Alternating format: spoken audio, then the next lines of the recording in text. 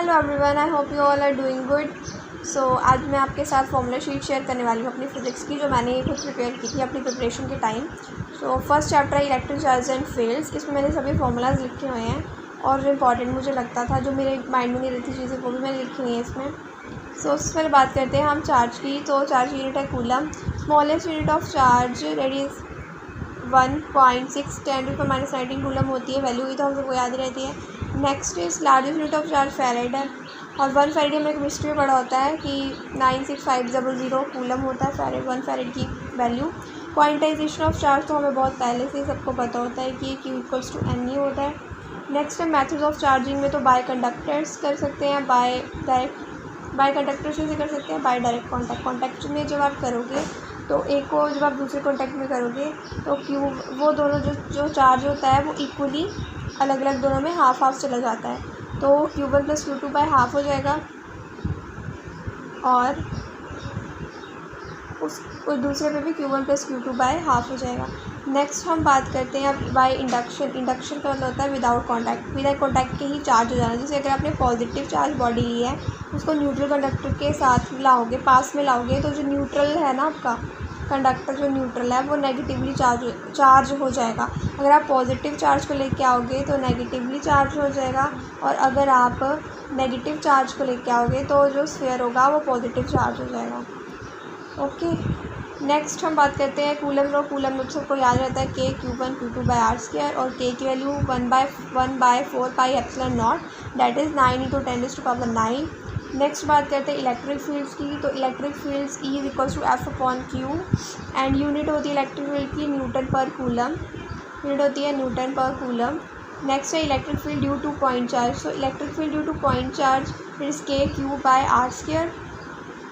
Next is due to, हाँ, और ये चीज़ भी आप सबको पता ही होगी कि पॉजिटिव चार्ज से बाहर निकलती है इलेक्ट्रिक फील्ड और नेगेटिव चार्ज पे टर्मिनेट करती है।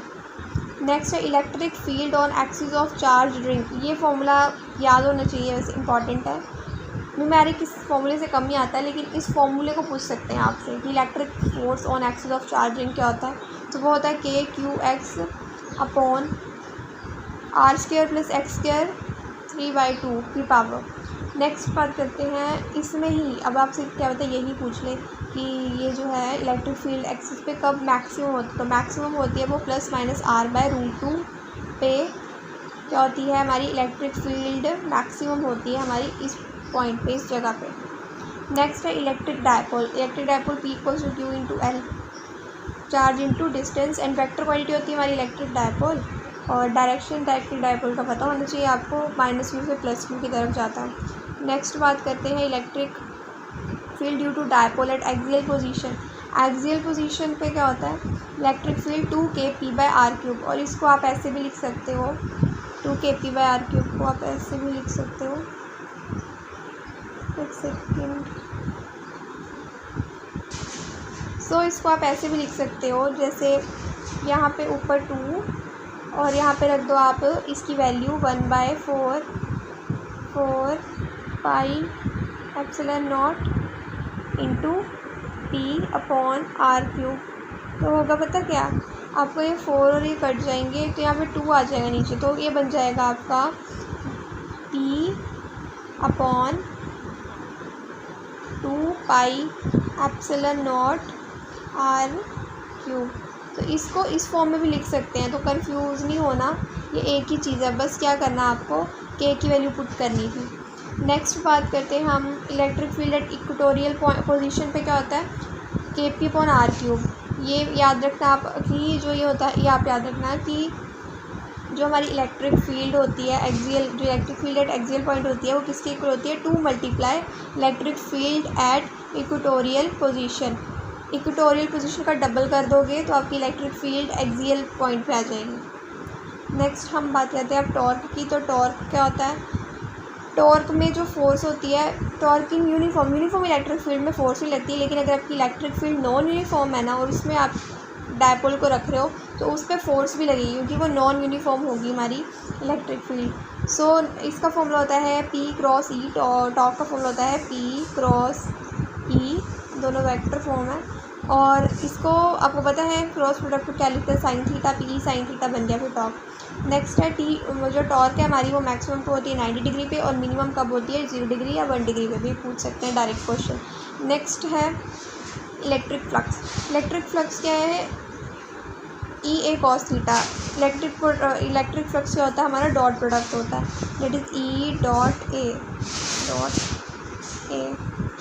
डॉट लगा नहीं अच्छे से, ई डॉट ए जो है ये हमारी क्या होता है, इलेक्ट्रिक फ्लक्स होता है, that is E A cos theta. और डॉट प्रोडक्ट क्या होता है, कॉस थीटा। और यहाँ पे थीटा क्या है, angle between E and A. Next अब हम बात करते हैं गॉस थ्योरम की। तो गॉस थ्योरम तो मेनली सबको याद ही रहती है, इंपॉर्टेंट है। गॉस थ्योरम के अकॉर्डिंग फ्लक्स जो होती है वो क्यू ना चार्ज आपने इनसाइड रखा upon epsilon not, Q inside upon epsilon naught, और ये इसको ऐसे लिखते रिप्रेजेंट करते हैं इस इक्वेशन को ऐसे। नेक्स्ट है electric field due to infinite length of wire.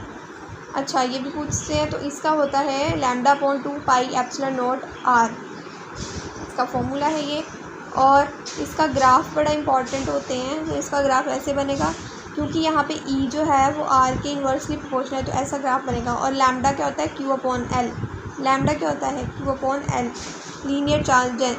Linear charge density होता है हमारा लैम्डा, और इसकी यूनिट होती है coulomb per metre.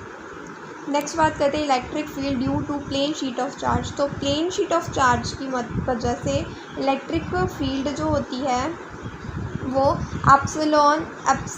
Sigma upon 2 epsilon naught, that is sigma upon 2 epsilon naught. और यहाँ पे सिग्मा क्या होता है, क्यू बाय ए। और इसका ये देखो, यहाँ पे देखो इलेक्ट्रिक फील्ड जो है वो आर पे डिपेंड नहीं कर रही, तो इसका ग्राफ ऐसे बनता है, क्योंकि वो उस पर डिपेंड नहीं करती आर पे। नेक्स्ट हम अब बात करते हैं electric field due to hollow conducting या non conducting and solid conducting spheres. क्या हो सकता है, होलो हो या फिर कंडक्टिंग होलो हो, या नॉन कंडक्टिंग होलो हो, या सॉलिड कंडक्टिंग हो।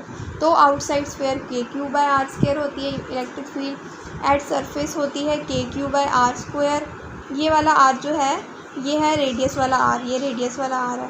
और ये वाला जो आर है ये आउटसाइड जो आर डिस्टेंस लिया हमने यहाँ पे, ये जो डिस्टेंस है ये वाला छोटा आर बाहर वाले डिस्टेंस को रिप्रेजेंट कर रहा है। और होलो स्फीयर के अंदर या फिर सॉलिड कंडक्टिंग स्फीयर के अंदर नहीं होती कोई भी आपकी इलेक्ट्रिक फील्ड। और इसका ग्राफ बहुत इंपॉर्टेंट है, ये वाला, ये जो चीज़ है ये बहुत इंपॉर्टेंट है, बड़ी बार डायरेक्ट ही पूछ ली जाती है, तो ईजिली आप कर सकते हो।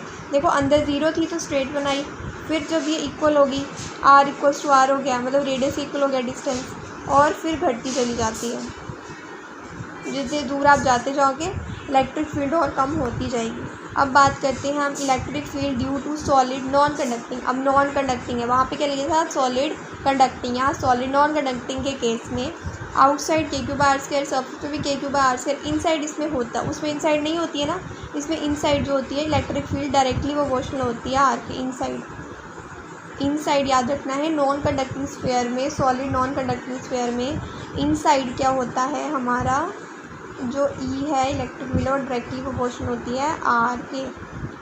और आउटसाइड क्या होता है, फिर वही आउटसाइड क्या हो जाती है, वो इन्वर्सली प्रोपोर्शनल हो जाती है, जिसकी वजह से हमारा ग्राफ जो है वो ऐसा बनता है, पहले ऐसे फिर ऐसे। यहाँ तक तो वो इनसाइड की बात कर रहे हैं, यहाँ पे क्या है, इनसाइड की बात हो रही है, क्योंकि यहाँ पे स्ट्रेट लाइन है, डायरेक्टली डिपेंड कर रहा है। लेकिन फिर जितने दूर जाते जाओगे तो वो कम होती जाएगी। और ये क्या पॉइंट है, ये जो पॉइंट है ये आपका क्या है, जहाँ पे आपका आर जो है वो रेडियस के बराबर हो गया। तो बस यही है इस चैप्टर में, ज़्यादा नहीं है, बस इसमें आपको फॉर्मूले टिप्स पे कर लोगे। ये चैप्टर बहुत ईजी है, बस फॉर्मूलाज आने चाहिए। सो होप सो आपकी हेल्प हुई होगी। और मैं ये इसका PDF फाइल अपने टेलीग्राम चैनल पे डाल दूँगी, तो आप टेलीग्राम चैनल को ज्वाइन कर सकते हो। मैं डिस्क्रिप्शन में टेलीग्राम का लिंक दे दूँगी। Thank you, keep watching, keep studying, bye bye.